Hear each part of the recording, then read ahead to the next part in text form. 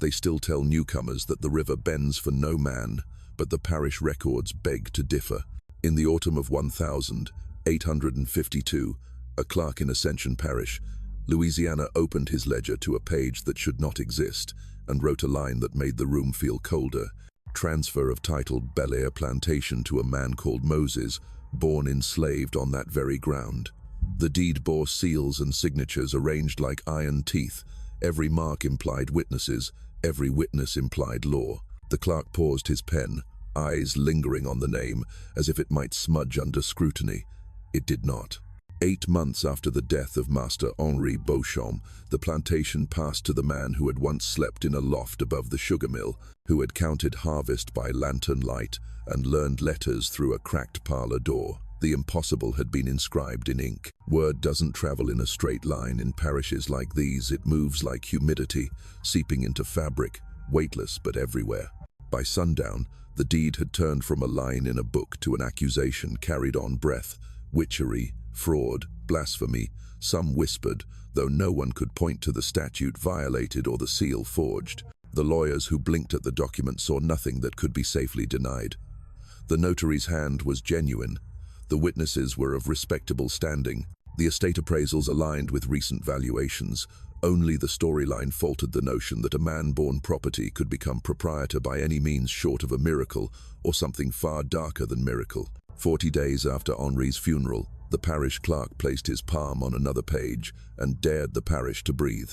Application for marriage license, Moses Boschamp and Celeste Boschamp, widow of the late Henri. The clerk wrote small in the margin, a private prayer couched as administrative remark, "God have mercy on us all." He had seen plantations ruin families. He had not seen a plantation invert the world. If the deed was a blade, the license was a twist of the wrist. The rooms where men once spoke in high talk of sugar prices began to empty at the sound of approaching footsteps. Church pews developed vacancies as if certain shadows could not be knelt beside. The newspapers wrote of irregularities without naming names. In kitchens and quarters, the story found its final shape, the widow and the slave, and whatever bargain lay between them. Every legend begins with a choice about where to start. We could choose the river, how its silt fattens cane until it tastes like money. We could choose the house, white columns marked by storms, no record kept, windows that learned to pretend at gentility. But if we are honest, we must begin with the paper, a deed, a license, a manumission, each composed as carefully as a confession, drafted not for absolution but for endurance. The law is a structure. What happened at Bel Air was the discovery that structures can be entered not only by the front door but by the joints of their making. You may ask, was this legal? The answer is harder than the question. In antebellum Louisiana, law was a palisade built of statutes, customs, and the convenient blindness of men appointed to enforce both. If a free man of color possessed the right papers, many things were possible on the books that were impossible in the mouths of those who would have to say them aloud. Moses appeared with papers. They were perfect. Who was he? Parish ledgers list him as Moses, son of Patience, born 1822, trained in carpentry, prime field hand in youth, later elevated to driver, finally to the seat at Henri's elbow, where figures were learned and debts were domesticated. You must imagine him standing slightly behind the master's chair, quiet, watching columns add like migrating birds, watching how contracts are stitched and where they are stitched badly. The plantation taught him 2 literacies, letters and people. In that second one, he approached fluency, and Celeste, Creole by birth, cathedral-bred and parlor-tempered, married off at 19 to save a father from card tables and whispers. She learned Bel Air's corridors the way a person learns a maze, first by panic, later by pattern. She came to understand that power in such houses is not only shouted, often it is folded and carried on a silver tray. The day she accepted that, her life grew quieter and more dangerous. Henri's death cracked the world without settling its pieces. The sheriff came, the doctor wrote, the justice of the peace signed, the parish exhaled, suicide. But if you press your ear to the record, you can still hear the notes that wouldn't resolve, powder residue that did not blacken as it should, a rifle resting too neatly across a lap, lamplight burning at an hour when Henri kept early nights, an empty bottle next to a man who prided himself on moderation. The doctor recorded his concern in a private hand, not the public one that goes into boxes and outlives its author. That split between what is written for the world and what is written for one's conscience will matter later. Our purpose is not to prove a murder. Our purpose is to understand how, within 5 months of that late-night gunshot, Belaire's ledgers began to carry the signature of a man who once signed nothing. It begins with a petition to the court, revised will, power of attorney, manumission paper. A lawyer out of New Orleans, Edward Lafleur, who knew which paragraphs thicken the law against interference and which phrases comb it smooth. A justice of the peace who stared at the language and felt the ground shift, but could not find a foothold on which to declare it false. He filed the papers. He wrote by candlelight that he might be haunted for it. The candle guttered, as candles do, and the ink dried. Some will insist the marriage answers everything, that seduction is a solvent. They will say Celeste was bewitched or coerced or desperate. They will say Moses was a man with a talent for secrets, and some talents cannot help but turn criminal when fed. They may be right. But it is also true that Celeste's signature contained a calm one does not see in the coerced. It is true that after the funeral, the decisions that mattered began to arrive in other people's hands, written in Moses's lines, but delivered as the widow's will. It is true that when the overseer Tobias Greenleaf argued with Moses over contracts, his words found no purchase, and then, abruptly, he took ill and died. Cholera, the doctor said. The river gave such deaths generously that summer, it would have been unkind to say otherwise. What you must hold in mind is that Belair did not turn overnight. Habits wore grooves, and Moses learned to step in them so precisely that no one noticed when he began to lead the line. He spoke softly in rooms where other men enjoyed shouting. He let signatures arrive under names that could survive scrutiny. He let law do the work, and when law hesitated, misfortune did not. So this is the map we will follow. A plantation bent into an instrument. A widow who discovered that obedience can be a form of choice. A clerk who prayed into a margin. A doctor who wrote the truth in a book no one would ask to see. An overseer who died the week he named a fear. We will read ledgers, letters, and the silence between them. We will visit the parlor where a defrocked priest mumbled vows for a fee larger than salvation, the study where a rifle went off, and the room learned to pretend it made sense, the ice house where a coffin waited 5 days for relatives and for rumor to ripen. You will want clean categories, monster or liberator, victim or architect. This story does not let you have them cheaply. Slavery is a machine for splitting people into parts, and everyone at Belair became a collection of parts that refused to fit back together. Moses, the boy who counted nails. Moses, the man who counted lives. Celeste, the ornament turned instrument. The bride turned widow turned what, exactly? The parish itself righteous when convenient, meticulous when required, and merciful only in the margins. Before we go further, understand the stakes are not merely historical. Systems like Belair teach the living to mistrust their own eyes. A paper can be true and still feel wrong. A verdict can be official and still be a kind of lie. And a man can pass from property to proprietor and bring with him debts that cannot be tallied in any account book. What follows is the record as closely as it can be kept. Parish entries, private journals, letters recovered half a century later, testimony given in rooms without windows. From these, a pattern emerges, not smooth, but recognizable. It begins with a deed and a license. It proceeds through funerals and filings. It thickens around a phrase folded into a locket and worn on a day of black. What we have begun cannot be undone. You are here because you want to know whether the undoing ever came.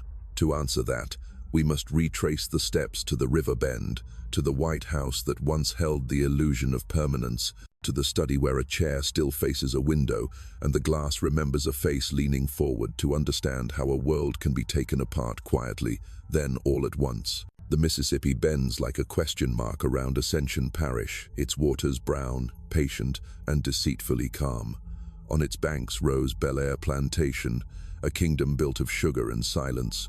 The soil was rich enough to grow wealth from cruelty.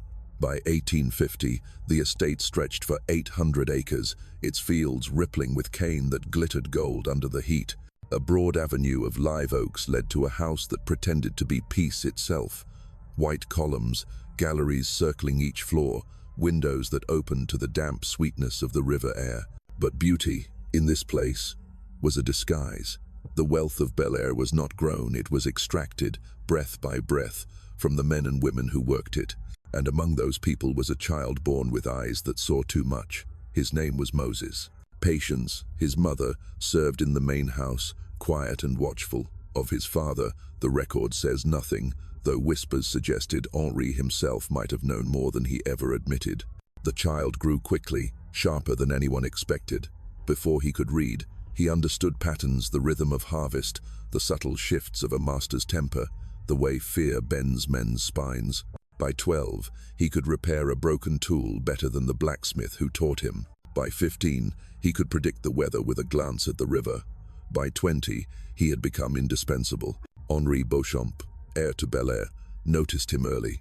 Henri was a man whose confidence bordered on arrogance. He wore ambition like armor. To most planters, slaves were instruments. To Henri, they were data. He studied them as he studied his ledgers, each with its use, its cost, its yield. And among them, Moses was exceptional. A mind that understood the machinery of profit almost instinctively. Henri promoted him, first to driver, then to mill foreman, then to his personal assistant. It was scandalous, but Henri didn't care. He needed results, not approval. They made an odd pair in those days. Henri, in his tailored waistcoats, pacing the veranda with a cigar glowing red in the dusk. Moses, a step behind, carrying the ledgers, his dark face impassive, his eyes restless and alive. They spoke in short, precise exchanges. Henri trusted him not with affection, but with calculation. Moses repaid that trust, not with loyalty, but with understanding. He learned everything: how to balance accounts, how to negotiate with New Orleans factors, how to use law as both weapon and shield. The overseers hated him. Men like Tobias Greenleaf and his brother Samuel were born into poor white families who measured their worth by the skin of the men they commanded. Seeing a slave stand beside the master as an equal in knowledge, if not in title, ate at them like acid. They mocked Moses behind his back, whispered that Henri had gone mad. Yet when profits rose and the sugar mill expanded, even they could not deny that whatever sorcery Moses practiced, it was lucrative. Celeste arrived in 1845, a girl of 19, the daughter of a Creole family drowning in debt. Her marriage to Henri was not romance, it was a transaction dressed in lace. She brought to Bel Air the manners of New Orleans society, a piano that went out of tune in the humid air, and a melancholy that no one knew how to name. From the first, she found the plantation unbearable. The endless fields, the stench of molasses, the slow violence of days measured in labor. She kept to her rooms, emerging only for dinners where Henri entertained neighbors with talk of politics and expansion. She listened politely, smiled when required, and retreated again behind closed doors. Moses saw her before she saw him. He noticed the way her hands trembled when she lifted her teacup, the way she looked past Henri as if searching for air. He understood that her life, like his, was a kind of captivity, only gilded differently. Louisa, the housekeeper, ran the household like a quiet general. She had raised Henri from childhood and carried the weary dignity of someone who knew too much about the family she served. Her daughter, Margot, became Celeste's maid, young, bright, and observant. Through her, the house whispered. By the spring of 1852, Bel Air was thriving. The previous harvest had been record-breaking. Henri had paid off old debts and gained new respect among the planter elite. He hosted dinners where the talk turned to the growing conflict between North and South. Henri's speeches were fiery, defending the Southern way of life, as he called it. Yet those who knew him best could sense the irony. The very arguments he made for white supremacy were built on the insights of the black man who stood beside him, silent and calculating. Moses had become the ghost within the machine of Bel Air. He moved through its gears unseen, tightening bolts, adjusting levers. He knew the strengths of every man, the weaknesses of every overseer. He knew which neighboring estates were bankrupt, which families were hiding debts. He understood the power of information, how a single whispered fact could unmake a man. And he was waiting for what? No one could yet say, not even Moses himself. But something in him had begun to coil. Years of observation had taught him that every hierarchy is an illusion built on agreement. The master commands only as long as others choose to obey. What if obedience ended? What if the law itself could be turned, bent back on those who forged it? One night, as thunder rolled over the cane fields, Henri stood on the veranda with a glass of claret. "You think I'm a hard man, don't you?" he asked, not turning. Moses hesitated. "I think you are a man who believes hard things must be done." Henri smiled faintly. "Then you understand me better than most white men in this parish." It was meant as praise, but Moses felt the weight of it like a prophecy. Down in the quarters, rumors spread that Moses spoke with spirits, that he could read a man's future in the way his shadow fell at noon. Others said he was merely clever. But the old ones, those who remembered the coast uprisings and the burned fields of 1811, whispered something else, that Bel Air had become a place where the old balance of power had begun to tremble, where the air itself was waiting for permission to turn violent.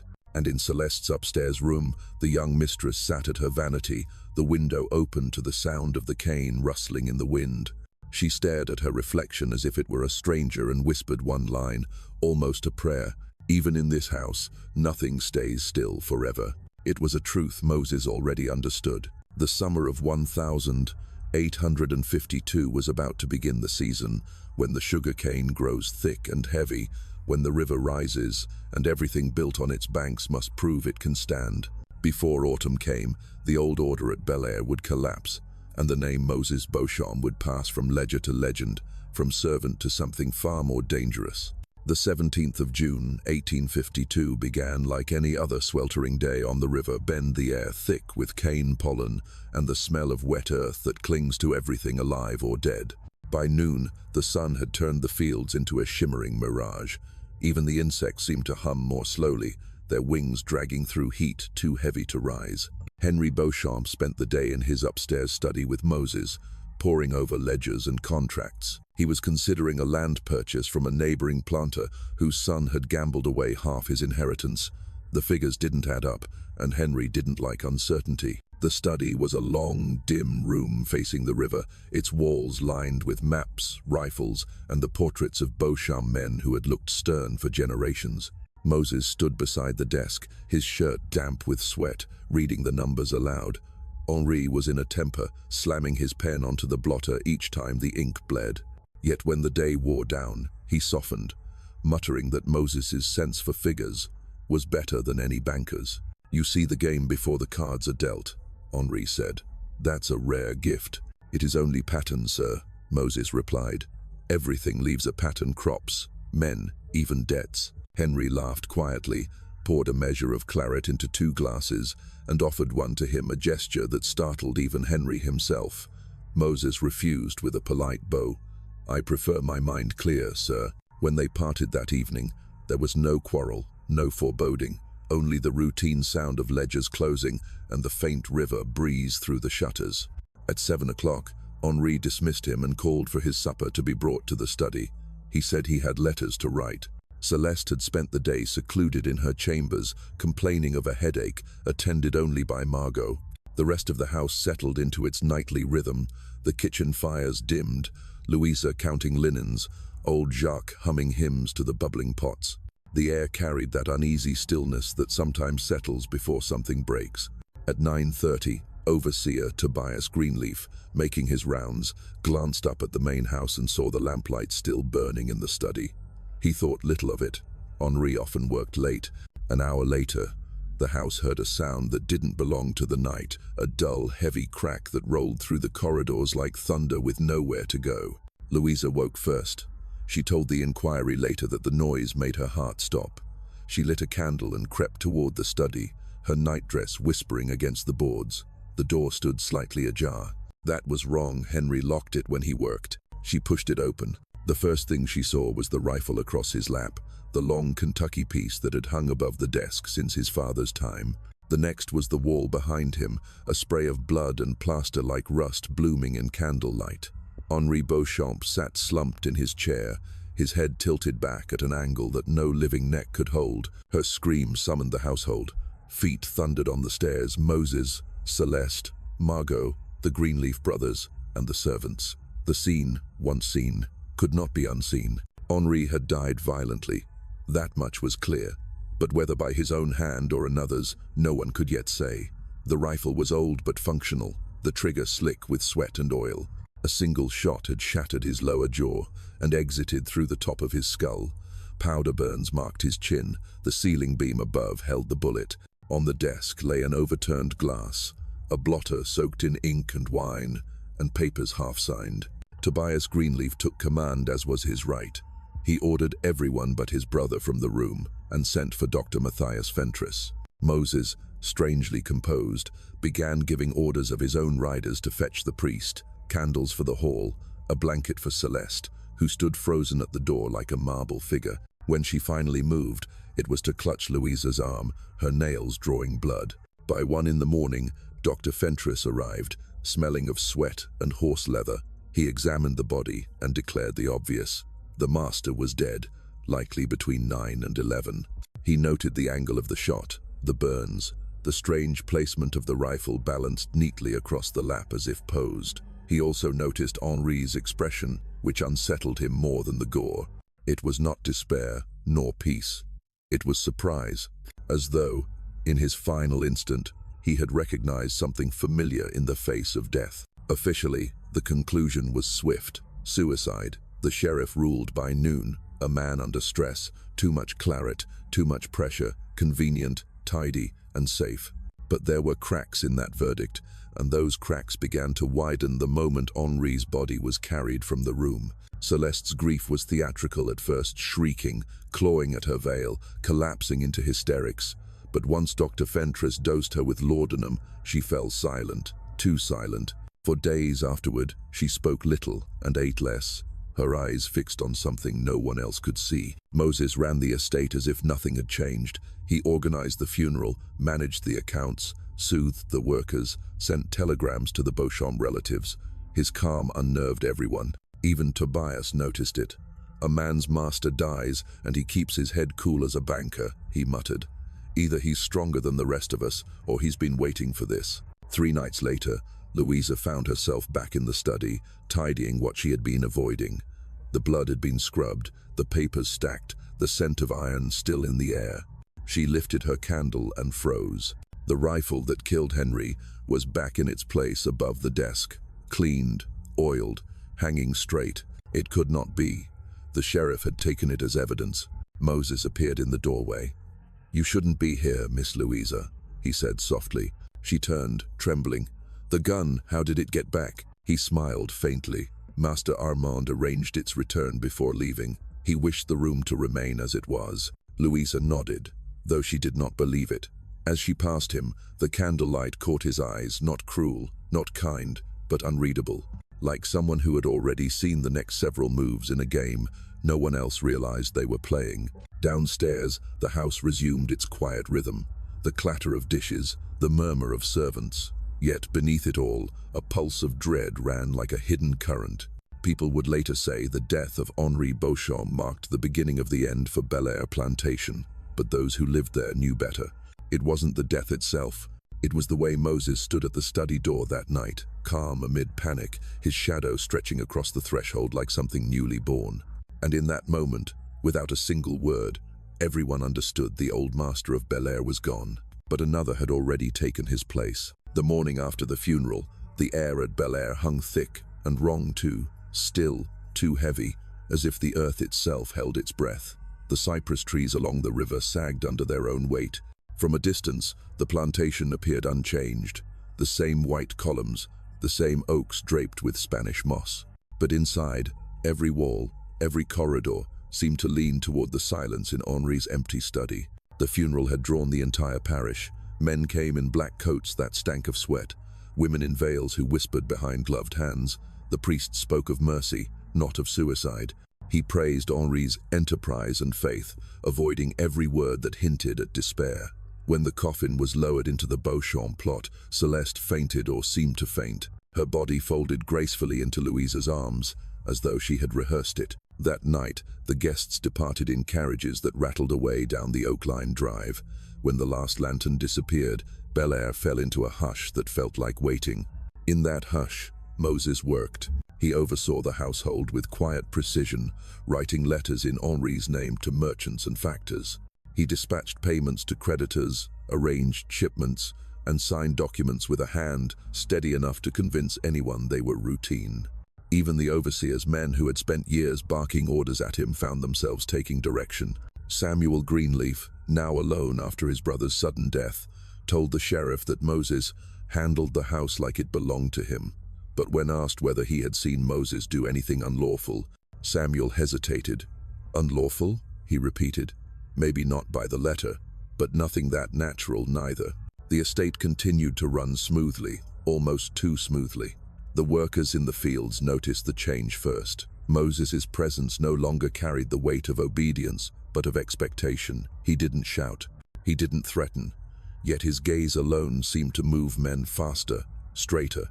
In the main house, Celeste began to emerge from her mourning veil. Slowly at first, brief appearances at dinner, short walks on the veranda. She ate little, spoke less. Her eyes had the glassy brightness of someone half awake. Louisa said she moved like a woman whose body was alive but whose soul had not yet decided whether to return. It was Margot who noticed the first true shift. One evening in late June, she brought a tray to the small parlor off the main hall, the same room where Henri had once entertained visiting planters. Celeste had asked for privacy. Moses was already there, standing by the window, speaking in a low, even tone. Margot hesitated at the door, unseen. She couldn't hear every word, only fragments. Arrangements, timing, no turning back now. When she stepped inside, both turned toward her at once. Celeste's face was pale but calm, her fingers twisted around a gold locket. Moses's expression was unreadable, the same faint patience he used when instructing field hands. Margot set the tray down and withdrew quickly, but the image clung to her, the widow and the slave, standing together in the fading light like two conspirators in a play no one else could see. That night, Celeste wore the locket to bed. Inside it was a folded scrap of paper, the ink still damp. 7 words written in Moses's hand. Asterisk, asterisk. What we have begun cannot be undone. Asterisk, asterisk. The next morning, Louisa found Celeste in her dressing gown, seated at her vanity, humming softly. It had been weeks since she had made a sound that wasn't a sob. Louisa froze. "You're feeling better, madam." Celeste's reflection smiled faintly in the mirror. "Better," she said. "No, not better, different." From that day forward, Celeste stopped playing the part of the grieving widow. Her visits from Father Leblanc became shorter. She received no guests. When the parish ladies called to offer condolences, she sent polite refusals. She was, as she explained to Louisa, tired of people telling me what a tragedy my life has become. But someone was guiding her behind the scenes. Moses began spending more time inside the main house. He no longer lingered near the fields or the mill. Instead, he appeared at Celeste's side with papers for her to sign, contracts for her to approve. When Samuel Greenleaf protested that he had not been consulted about a new sugar shipment, Moses replied evenly, "Mrs. Boschamp has already given her consent. You may confirm it with her." Samuel did, and Celeste did not deny it. "Mr. Beauchamp's business was always too much for me," she said, voice low. "Mr. Moses knows it best. I trust his judgment." That word, times trust, times spread through the quarters like a rumor of rain. A white woman trusting a man she once owned. A widow leaning on the hands of the enslaved. It was a logic that broke every rule of their world. By July, the hierarchy at Belair was changing in ways too subtle for the law to see, but too deep for anyone to stop. Orders still came from the main house, but the voice behind them had changed. Workers received new instructions, more efficient, more humane, yet colder, stripped of pity. Wages were promised to a few skilled hands, something unheard of. The accounts balanced better than ever. Dr. Fentress, who visited weekly to check on Celeste's health, observed the transformation with unease. "Her nerves are improved," he wrote privately, "but her spirit is altered.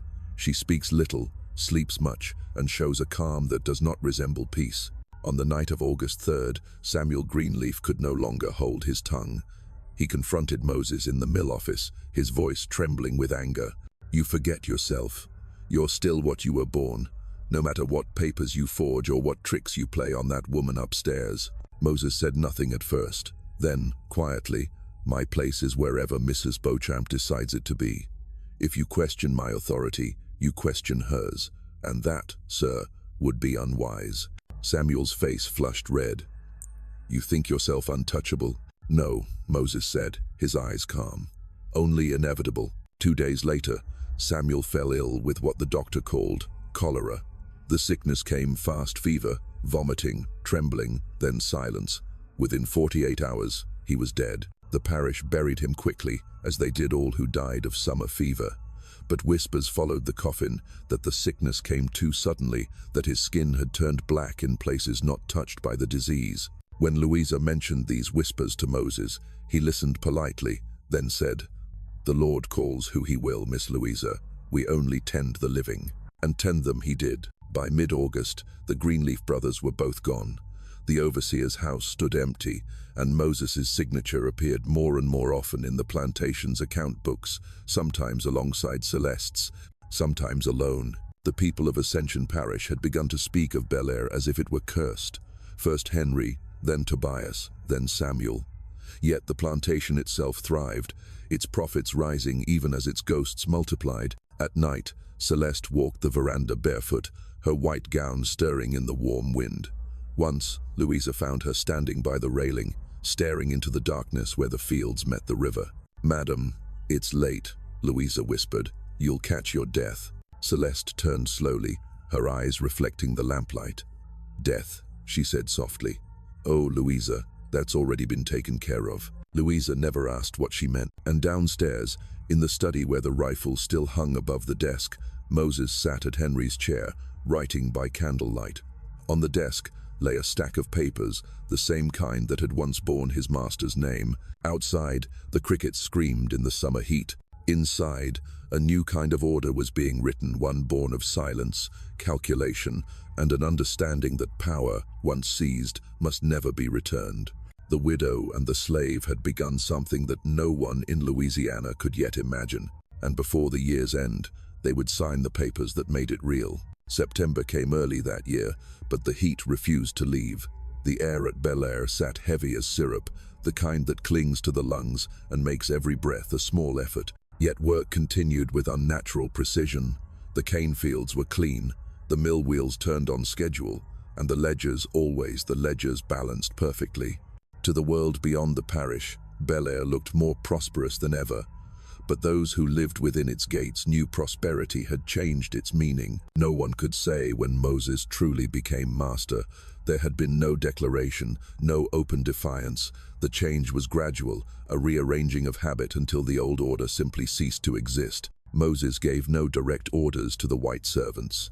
He only informed them of Madame Beauchamp's wishes, and somehow those wishes were always identical to his. Louisa noticed it first in the smallest things. The menus she had once planned were now approved by Moses. The household accounts were copied in his hand. The staff waited for his nod before lighting the evening lamps. Even Father Leblanc's visits were scheduled through him. It was still Celeste's house by name, but her presence had grown ghost-like. She ate alone, dressed in simple dark silks, and spoke in the slow rhythm of someone underwater. When she appeared beside Moses, she seemed not coerced but complicit, her stillness, a kind of surrender that looked, to those who did not know better, like grace. The rest of the parish noticed too. Invitations stopped arriving, neighbors crossed themselves when Bel-Air was mentioned. The sheriff rode past the gate twice a week and never once turned in. Old Jacques, who had seen 3 generations of Boschamp, began to keep his own notes. "It happens quiet," he wrote in a neat, trembling hand. "Like when a snake sheds its skin, the same shape, but what's inside ain't the same no more." Then came the death of Tobias Greenleaf's younger brother Samuel, whose sudden illness had already unsettled the household. 2 brothers gone in 2 months. The doctor blamed the water. The workers blamed the river. Louisa blamed something she dared not name. After the burial, Moses called a meeting in the mill office. Celeste was present, though she spoke not a word. "From this day forward," Moses said evenly, "the estate's operations will proceed under my supervision. Madame Beauchamp remains mistress of the house, and all matters concerning her comfort will answer to her. All else to me." No one objected. The room was silent, except for the creak of ceiling fans. Authority had changed hands without ceremony, without protest, without a single drop of ink. In the weeks that followed, Moses reshaped Bellary with the precision of an engineer dismantling a clock. He replaced the overseers with men loyal to him, mixed-race laborers from New Orleans, hired for wages. He kept the accounts meticulously, sending profits directly to Celeste's private ledger. To the outside world, it appeared the widow had retained a remarkably competent manager. In truth, she had become a name under which he could operate freely. Louisa confided in Margot that she feared for the house. "It isn't the devil, child," she whispered. "It's worse.